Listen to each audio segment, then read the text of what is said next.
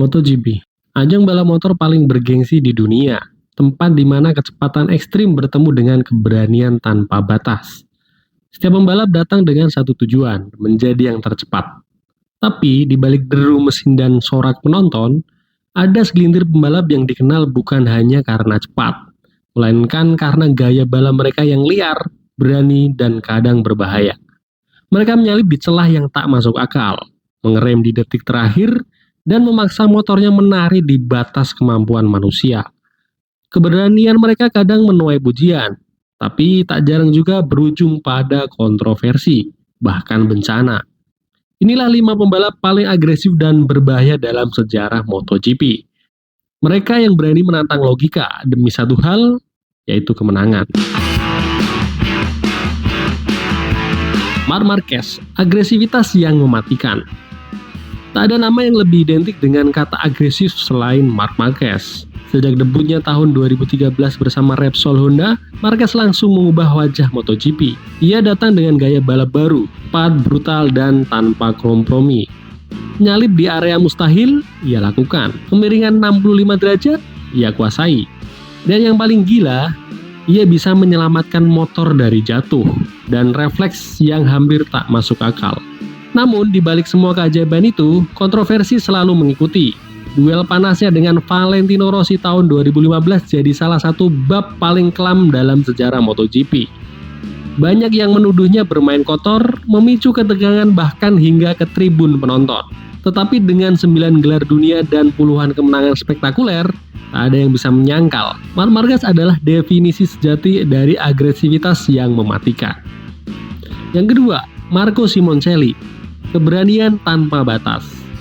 Nama Marco Simoncelli selalu memunculkan satu kata, keberanian. Pembalap berambut keriting asal Italia itu bukan hanya cepat, tapi juga penuh emosi dan totalitas dalam setiap lap.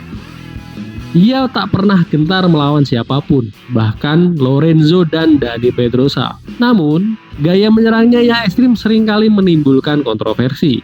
Seperti di GP Le Mans 2011, saat manuver kerasnya membuat Dani Pedrosa terjatuh dan cedera. Tapi Simoncelli tak pernah berubah. Baginya, menjadi pembalap sejati berarti menyerang sampai garis finish apapun resikonya. Sayangnya, nyali luar biasa itu harus terhenti di Sepang 2011 ketika Simoncelli mengalami kecelakaan fatal di lap kedua. Dunia MotoGP berduka, namun hingga kini namanya tetap disebut dengan rasa hormat. Simoncelli bukan hanya pembalap agresif, dia adalah simbol keberanian sejati. Selanjutnya ada Andrea Iannone, sang maniak. Julukannya sudah cukup menjelaskan segalanya, The Maniac. Andrea Iannone adalah pembalap yang hidup di antara dua batas, kemenangan dan kehancuran. Ia menyalip dengan brutal, mengerem terlambat, dan selalu mengambil resiko yang bahkan pembalap lain enggan melakukannya. Salah satu momen paling diingat terjadi di Argentina 2016. Saat itu, Iannone mencoba menyalip rekan setimnya Andrea Dovizioso di tikungan terakhir. Hasilnya, keduanya jatuh, podium lenyap, Ducati rugi besar. Namun begitulah Iannone, liar, tak bisa diatur, tapi selalu menghibur. Sayangnya, karirnya terhenti sejak kasus doping 2019, yang membuatnya dijatuhi larangan balap selama beberapa tahun. Meski begitu, bagi penggemar sejati MotoGP, Iannone tetap diingat sebagai sosok gila yang membuat setiap balapan terasa hidup. Yang keempat ada Gary McCoy, raja sled dari Australia. Sebelum teknologi sled kontrol populer, Gary McCoy sudah melakukannya dengan cara ekstrim. Pembalap asal Australia ini dikenal dengan gaya driftingnya di setiap tikungan. Ia menggeser ban belakang, mengendalikan motor seolah menari di atas bahaya. Di akhir tahun 90-an hingga awal 2000-an, McCoy jadi bintang Yamaha 500cc. Meski tak pernah menjadi juara dunia, setiap penonton selalu menunggu aksinya di lintasan. Ia bukan pembalap paling konsisten, tapi salah satu yang paling berani. McCoy membuktikan bahwa keindahan MotoGP tak selalu soal kemenangan, tapi tentang keberanian untuk tampil berbeda. Tony Elias, si pejuang garis finish. Yang kelima ditempati oleh Tony Elias, mungkin bukan nama besar seperti Rossi atau Marquez, Tapi semangat juangnya pantas diabadikan.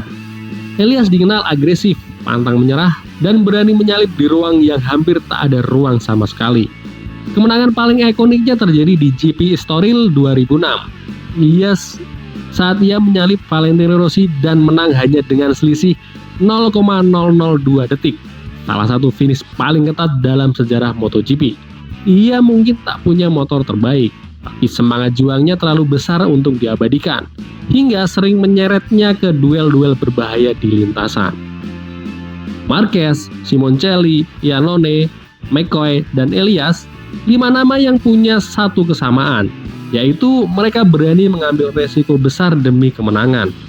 Gaya balap agresif mereka membawa warna tersendiri dalam dunia MotoGP. Tapi di balik aksi-aksi spektakuler ini, ada harga mahal yang harus dibayar. Cedera, konflik, bahkan kehilangan nyawa.